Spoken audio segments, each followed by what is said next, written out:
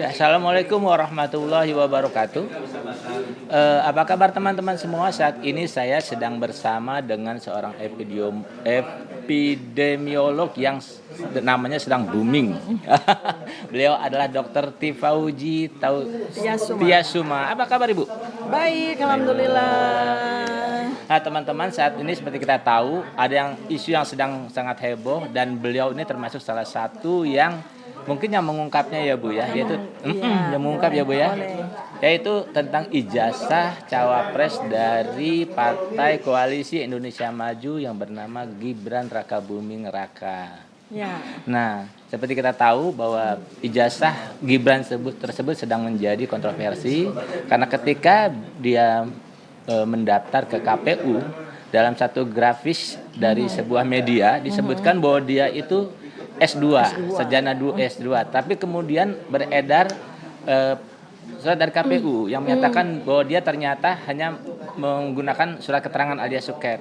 Nah, belakangan terungkap bahwa beliau ternyata hanya setara D1 ya Ibu ya. Ya, coba nanti saya klarifikasi. Ya.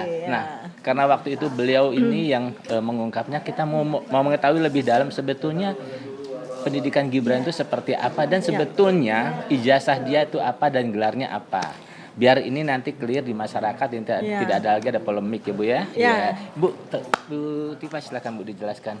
Baik, sebetulnya bagaimana ijazah Gibran yang sesungguhnya, bagaimana kronologi pendidikan dia yang pernah dia tempuh itu harusnya Gibran sendiri yang mengklarifikasi. Tapi sampai dengan hari ini sejauh yang saya pantau ya dari polemik ini kemudian bergulir itu dia hanya sampaikan bahwa ada orang yang menuduh saya memiliki ijazah palsu, ada orang yang menuduh saya mengedit ijazah dan dia pada saat ada salah satu acara di TV beliau mengatakan ada dua tokoh yang sedang meributkan ijazah saya palsu dan diedit. Nah, saya mesti klarifikasi dulu di sini sebab mula pertama dari terbukanya tentang ijazah Gibran dan kronologi pendidikan dia itu berawal dari Twitternya dia yang menyinggung nama saya. Jadi Anda bisa search ya, sekitar 2 minggu yang lalu itu Gibran menuliskan bahwa dia upload foto dia sedang wisuda. Kemudian di situ diberikan caption, Dr. Tifa coba Dr. Tifa analisa apakah foto saya editan. Nah, disitulah ya. Saya baca tuh. Ya, jadi dia memposting di captionnya di Twitter adalah coba Dr. Tifa analisa foto wisuda saya, editan apa tidak. Nah, setelah saya telusuri tanggalnya, itu sebetulnya adalah reaksi dia sekian bulan yang lalu ketika soal ijazah seseorang itu viral. Ijazah seseorang itu viral yaitu bapaknya sendiri kan gitu. Nah, di situ kan saya juga viral waktu itu.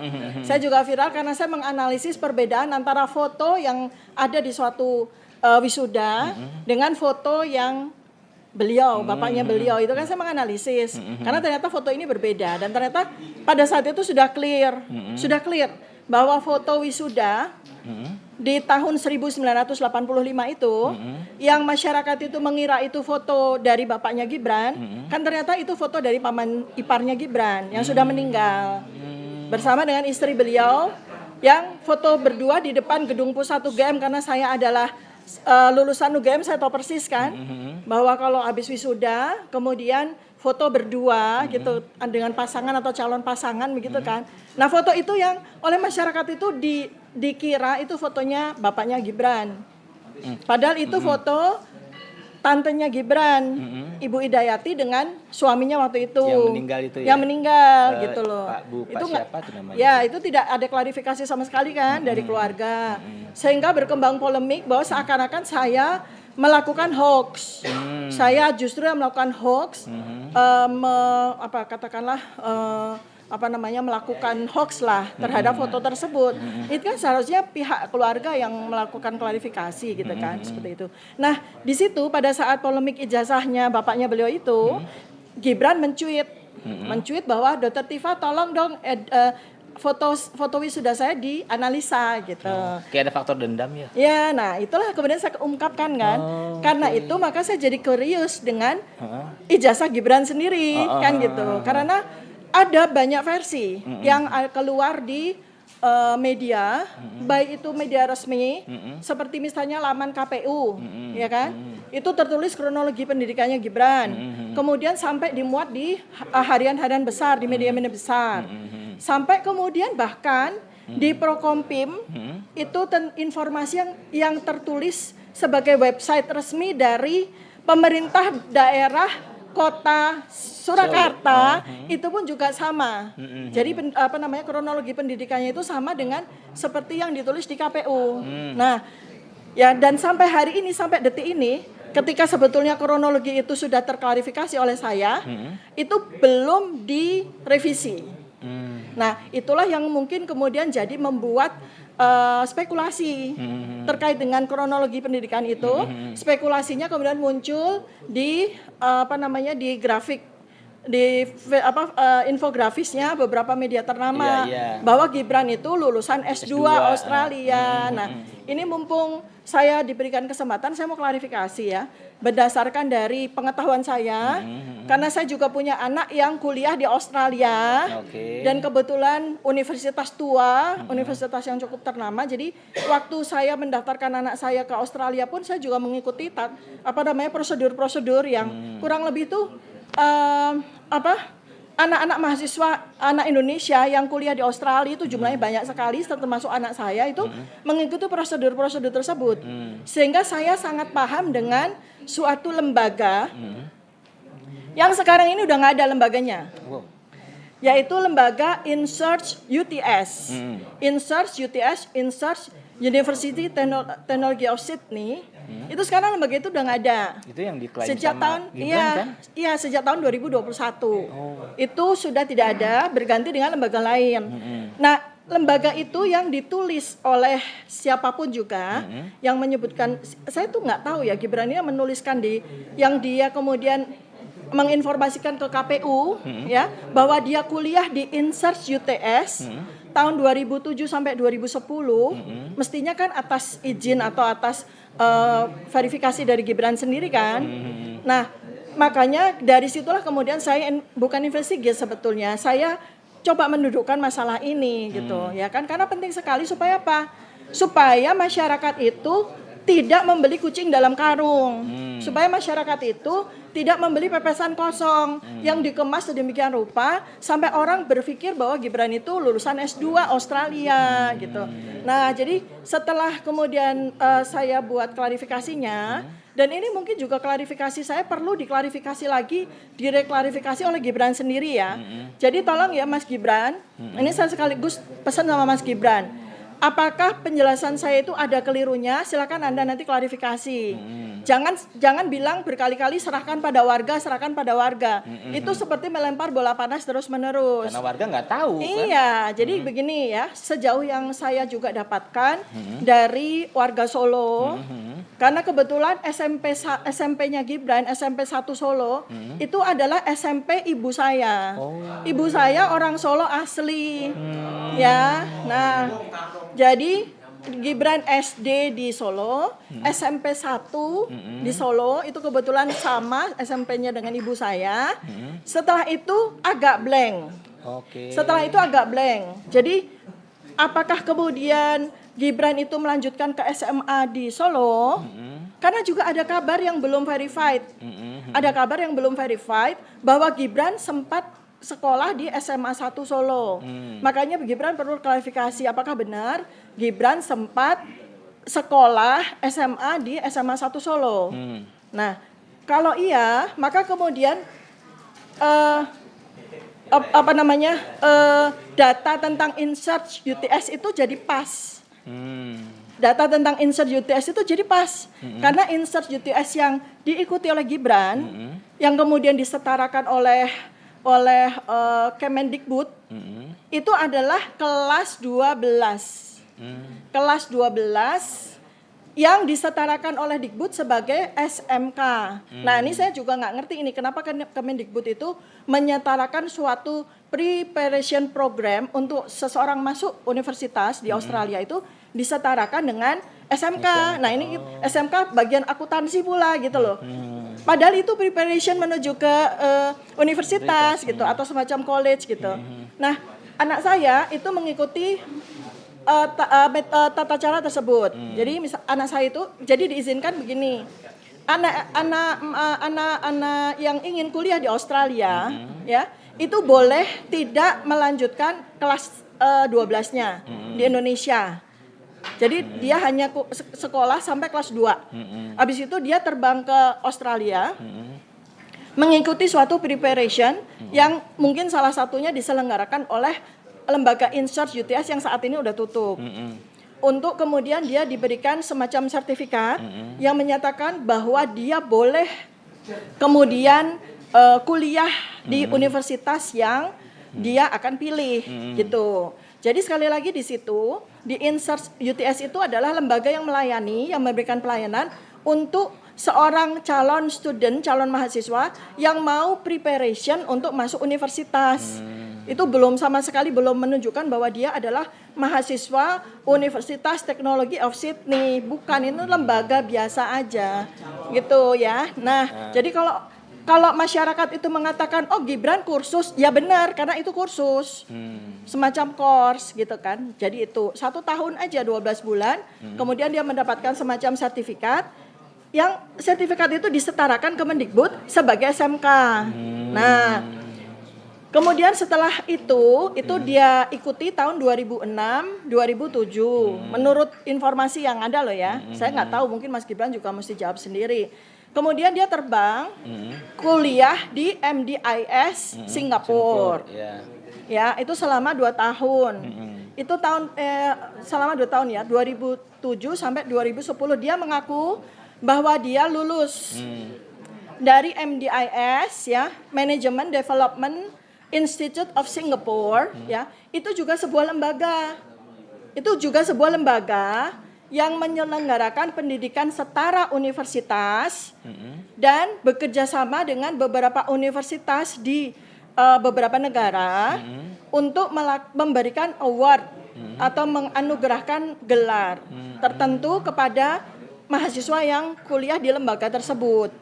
Jadi MDIS sendiri itu tidak memberikan gelar apapun kepada Gibran, tetapi MDIS bekerja dengan bekerja sama dengan universitas-universitas untuk mengeluarkan ijazah. Nah, dari situ kemudian ketika Gibran melakukan klarifikasi tentang ijazahnya, jadi kita ketahui bersama dari YouTube, dari media bahwa Gibran mendapatkan gelar BSc Hons ya. BSc Hons itu dari University of Bradford, UK, Inggris. Nah, dia kan tidak pernah berarti kuliah di University of Bradford, UK. Dia hanya kuliah di Singapura. Ya, dan mendapatkan gelar BSc-nya itu dari BSc Hons-nya itu dari University of Bradford, UK. Nah, oleh Kemendikbud gelar BSc Hons-nya itu disetarakan dengan sarjana. Nah, jadi ini ada 3 hal yang masih perlu klarifikasi dari Kemendikbud ya. Bukan dari Gibran. Dari Gibran. Pertama adalah secara faktual, Gibran nggak bisa mengikuti program InSearch sebelum dia lulus SMA. Ya, atau setidaknya dia mengikuti kelas 10 dan 11 SMA di Indonesia. Baru setelah itu dia baru bisa ikut InSearch. Ya, karena InSearch itu bukan SMA, dia hanya lembaga yang memberikan sertifikat setara SMA, tapi di situ dia tidak sekolah SMA. Jadi berarti kemungkinan menurut saya hipotesiskan ya bahwa Gibran itu pernah mengikuti suatu sekolah SMA ya selama 2 tahun. Baru kemudian tanpa ijazah baru kemudian dia pergi ke InSearch UTS untuk mengikuti course selama 12 bulan. Itu kayak paket C kali gitu ya? Enggak, paket juga beda. Jadi beda dengan paket C. Jadi beda dengan paket C, walaupun Kemendikbud itu menyetarakan dengan paket C, tapi itu bukan paket C. Jadi bukan paket C. Jadi gini, seorang anak Indonesia yang pengen kuliah di luar negeri, itu ada dua pilihan. Dia menyelesaikan SMA-nya kelas 10, 11, 12, kemudian dia dapat ijazah SMA dari SMA tersebut, atau dia hanya ikut kelas 10 dan 11, kemudian dia bisa mengikuti preparation university, itu bisa. Ibu kan dia kan pernah menunjukkan ijazahnya, nih ijazah saya gitu ya. Ibu, nah kalau ibu melihatnya gimana dengan ijazah yang dia tunjukkan? Ya tadi seperti yang saya beberapa waktu yang lalu, untuk menjawab polemik ini kan dia memperlihatkan ijazah. Nah itu ijazah yang diperlihatkan itu adalah ijazah yang dia peroleh selama kuliah di MDIS, di mana ijazah itu dikeluarkan oleh University of Bradford, UK. Jadi bukan Singapura yang mengeluarkan. Kok bisa? Ya, karena MDIS itu adalah sebuah lembaga yang bekerja sama dengan universitas-universitas.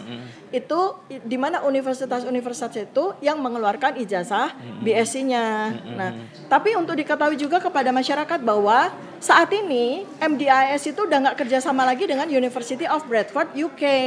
Sudah nggak ada di, saya nggak tahu sejak kapan ya. Jadi ini sebetulnya adalah semacam pengetahuan juga kepada masyarakat ya, bahwa kalau Anda ingin menyekolahkan anak-anak Anda itu ke luar negeri, itu pertama adalah pastikan bahwa anak Anda memang cerdas. Pastikan anak Anda memang cerdas, sehingga dia bisa diterima di universitas-universitas ternama, yang kredibel, yang memang rankingnya tinggi dunia. Karena University of Bradford itu ranking dunianya cuma 570-an. Masih kalah jauh dengan UI, UGM, IPB, ITB, masih kalah jauh. Iya, kita aja ranking dunianya 100-an. Ya, gitu. Nah, itu ya. Jadi itu. Pokoknya kalau Anda mau nyekolahkan anak Anda ke luar negeri itu anaknya cerdas dulu. Anaknya cerdas dulu. Baru kemudian bisa memilih universitas yang bagus. Sehingga tidak kebingungan kalau nanti mau legalisir ijazahnya, bingung kalau ternyata sebuah lembaga itu udah nggak ada lagi kerjasama dengan itu. Nah jadi itu tuh yang penting. Nah satu ya PR yang harus diklarifikasi oleh Mas Gibran adalah Mas Gibran mesti kasih tahu kepada kita semua kelas 1 dan kelas 2 SMA-nya di mana. Kelas 10 dan kelas 11-nya Mas Gibran itu di mana? Karena dia nggak SMA di mana-mana, dia sekolah di Park Secondary. Sorry ya, saya koreksi. Jadi dia setelah SMP dia sekolah di Park Secondary School, Singapura, ya kan? Tetapi ada kabar juga bahwa Mas Gibran itu SMA-nya di Solo. Jadi ini perlu diklarifikasi yang benar. Nah, karena Park Secondary School itu SMA-nya itu 4 tahun. Park Secondary School itu di Singapura tuh 4 tahun dia sekolah SMA-nya. Ya. Nah, dia kan tidak menempuhnya selama 4 tahun. Nah, jadi dia dari Park Secondary School Singapura lalu kemudian dia terbang ke INSEAD UTSK ke Australia untuk mengikuti sertifikat itu. Kemudian dia balik lagi ke Singapura untuk kuliah di MDIS. Nah iya ini kan sesuatu yang nggak bisa cuma diselesaikan dengan ini loh ijazah saya selesai, bukan. Itu yang penting itu. Jadi intinya gini, saya mau klarifikasi berdasarkan dari informasi yang saya dapatkan, data yang saya dapatkan, termasuk data-data yang ada di media, ya kan? Kemudian polemik yang beredar di media maupun yang disampaikan oleh Gibran sendiri. Jadi Gibran itu ya betul dia adalah BSc Hons, ya, yang disetarakan oleh Kemendikbud. Dia peroleh BSc Hons-nya itu dari MDIS yang bekerja sama dengan University of Bradford, UK. Yang sekarang kerjasama itu sudah tidak ada. Jadi kalau masyarakat mau cari apakah MDIS masih kerjasama dengan Bradford, udah nggak ada. Ya, tapi itu nggak ada masalah karena dia udah pegang sarjana. Kemudian Gibran bukan D1. Gibran itu kalau di InSearch itu setara SMK. Jadi Gibran setara SMK di Australia. Nah, saya juga mengimbau pihak Gibran untuk melakukan koreksi terhadap data yang disampaikan di KPU. Betul. dan juga apa yang ditulis, data-data yang ditulis di Prokompim. Karena sampai dengan hari ini masih tertulis sekolahnya itu kronologinya ya, dari SMP 1 Solo, kemudian ke Park Secondary School Singapura, kemudian ke MDIS, kuliah di MDIS, baru kemudian ke INSEARCH. Nah itu yang kemudian menimbulkan kesalahpahaman atau spekulasi dari media yang menyatakan bahwa di INSEARCH itu dia S2 gitu. Jadi itu sih, ada pertanyaan lagi mungkin? Penasaran? Ada teman-teman cuma bertanya, silakan. Nah ini, Dok, ini kan kalau fenomena orang awam nih ribet lah kalau ngurusin gini Dok ya. Nah dokter pernah nge-tweet juga kalau nggak salah, ini deh adain debat terbuka deh tentang akademik gitu kalau nggak salah gitu, di Twitter dokter deh kalau nggak salah. Ya sebenarnya bukan debat. Karena kita tuh, kalau saya tidak menyukai debat ya. Biar kelihatan bobot-bobotnya gitu. Oh bukan, saya itu nyata Rasulullah SAW tuh nggak suka kita debat, tapi kita dialog, ya. Jadi dialog aja, ya. Karena apa? Kembali lagi, tabayun. Nah, kita tabayun. Jadi penting banget. Kenapa? Sekali lagi, ini Gibran ini nggak main-main loh. Dia adalah cawapres loh. Karena itu masyarakat harus tahu betul bibit, bebet, bobot dari seorang capres maupun cawapres. Iya. Kalau kronologi pendidikannya saja tidak clear, bagaimana masyarakat bisa menilai bibit bebet bobotnya dia gitu. Iya. Memang Bu Tipa masalah ijazah ini sangat krusial ya, apalagi untuk calon pemimpin negara ya. Dan kita tahu, seperti kita ketahui, ijazah bapaknya pun sekarang sedang menjadi permasalahan di hukum. Nah, ini pun kalau Gibran nggak menjelaskan apakah dia benar S2 atau bukan, ini juga ke depannya akan menjadi permasalahan seperti yang dialami bapaknya. Memang dia bukan ijazahnya palsu, tapi nggak jelas kejelasannya lah. Iya, kronologinya. Dan dia membiarkan itu. Nah, kalau ya sebetulnya kasus dugaan S2 Gibran yang itu apa namanya? Kasus gini. Kasus bahwa melalui sosial media atau melalui media Gibran itu dinyatakan sebagai S2 lulusan Australia. Itu kasusnya sebenarnya sama dengan saya yang sekarang lagi di apa namanya sedang dibully di TikTok atas suatu hoax atau fitnah tentang saya. Contoh, saya nggak pernah doktor, saya nggak pernah menyatakan diri saya doktor. Tapi ada beberapa media yang menyebutkan saya doktor, lulusan salah satu perguruan tinggi swasta di Jakarta. Padahal saya tidak pernah menyatakan saya doktor lulusan tersebut. Nah, tetapi sampai dengan hari ini kan saya diamkan dulu. Kenapa? Ya karena saya bukan cawapres. Tapi kalau seorang cawapres yang dipertanyakan, ada orang siapapun dia mengakukan dia sebagai lulusan S2, dia wajib untuk melakukan klarifikasi. Betul. Karena ini menyangkut negara, bukan lagi pribadi ya. Iya, betul. Nah, kepada Mas Gibran juga kepada pendukungnya, seperti diminta oleh Pak Bu Tipa tadi, silakan melakukan klarifikasi agar ini clear Bu ya. Ke depan tidak lagi menjadi perdebatan, tidak lagi menjadi polemik. Nah, teman-teman, mudah-mudahan perbincangan saya dengan Bu Tipa ini bermanfaat buat teman-teman semua. Kita bertemu lagi di lain kesempatan. Assalamualaikum warahmatullahi wabarakatuh. Waalaikumsalam. Ibu, makasih. Sama-sama.